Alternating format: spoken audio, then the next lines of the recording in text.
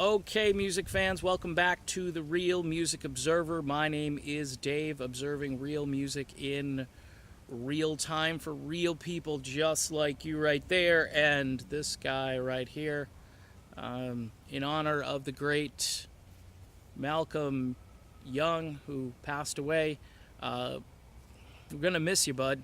Great rhythm guitar and just an all-around fun character to listen to. It's a shame.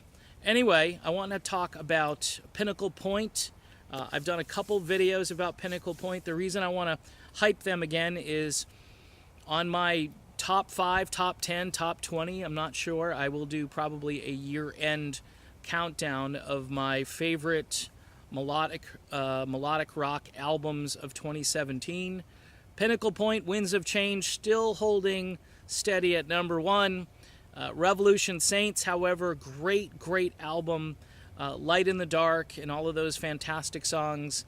And I love Dean. I love all of those guys, Jack and Doug. They're just a tremendous band. But this came out of nowhere. If you're a fan of Kansas, Journey, Steve Walsh, who he's got a brand new solo album, and the solo album features the vocals of Jerome Mazza, the guy who sings for Pinnacle Point. Now for me, this guy Mazza came out of nowhere. He was in a band called Angelica years ago, Christian rock band. He's got an incredible vocal range, and I think the guys in Kansas may be having some, maybe they're having some second thoughts. I know some of their fans are having some second thoughts about Ronnie Platt. You can watch a couple of videos I've done about those topics, and I'm not gonna bash on Ronnie. I think Ronnie came into a situation that was difficult. He's a likable guy and so forth, and he's replacing a legendary voice. I think John Elefante would have been a better choice, and I heard he was offered that gig and decided to turn it down for whatever reason. Of course, he sang for Kansas before, changed really the whole trajectory of the band and the sound and so forth. I don't know if he did it on purpose, but they got away from some of that proggy stuff and did some more tech, straightforward AOR kind of music until Walsh came back and then sort of changed it back to the proggy sounding, although pop sounding proggy. A good album to compare the Pinnacle Point album to is the Power album by Kansas.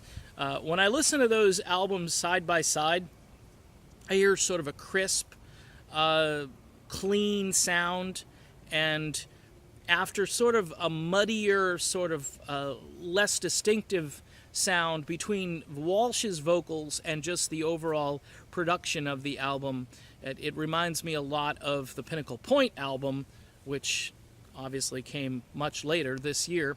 And if imitation is a sincere form of flattery, this is really good imitation. Now, if you think it's plagiarism or you just can't get over the fact that it sounds so much like Kansas at times, it also does sound like Deep Purple and Seventh Key and Journey. Yes, I think Mazza has some Perry-like characteristics, Perry combined with Walsh.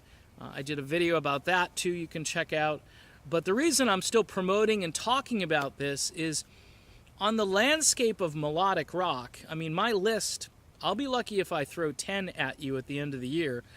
There are a few bands that got my attention. This Jimmy Anderson group, which I just started listening to, I think is a really strong melodic rock album that you can listen to. And when I say you can listen to, Frontiers is a great label, but they throw thing after thing at you, which just sounds like a big wall of sound with not a lot of texture.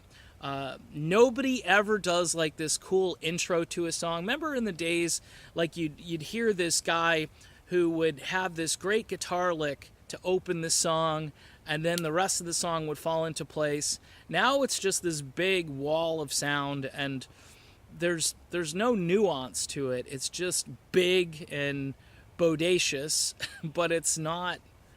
It's kind of like you're sitting down for a meal and they just bring out Cheetos, and you're like, oh, I love Cheetos. and every time it's the same. It might be a slightly different flavor of Cheetos. Might be the cool ranch Cheetos versus the extra nacho cheesy Cheetos, but it all kind of looks and sounds the same and tastes the same. And no offense to the guys over at Frontiers, that's where my buddy Dean Castronovo is with Revolution Saints. I think with Revolution, I think the players were so good, the production didn't ruin the production, if you know what I mean. And they were able to persevere and put something very original forth. But look, I'm a fan of Escape Music. Paris is actually the label that the Pinnacle Point album is on, and their next album will be going over to Escape Music. I'm a big fan of the label and have kind of partnered with them a little bit, listening to some of their newer stuff. That's why I talked up the Steve Walsh album, although it was very good, so it wasn't really difficult to promote that particular album. So check out Pinnacle Point if you're a fan of Journey, Kansas, Seventh Key, Deep Purple. There are moments on this where you're probably going to cull little bits and pieces from other bands you've listened to, but it's classic rock sounding. And guess what? If you've got a terrestrial radio show in America, you're on a real radio station that actually has a transmitter where people, driving around their car could actually just do the whole FM radio thing. I challenge you guys, Pinnacle Point, Winds of Change, Damage is Done. I mean, there are so many songs on that are just accessible like you can't believe. Like, holy crap, Batman, this should be on a classic rock station. It's not, and it should be. I know a couple of my friends who are in radio, they have like independent shows, they've given it a spin, but I challenge you guys, get this thing on the radio. I know it's almost a year it's been out, but it's time to try to, get people into some other things. You know what I'm saying? I mean, time marches on. I love classic rock, and I'm getting into a whole other genre of rock now myself, but it's old music. Like I tell you, there's very little new music coming out. Pinnacle Point, it's the way to go. Talk to you later, everybody.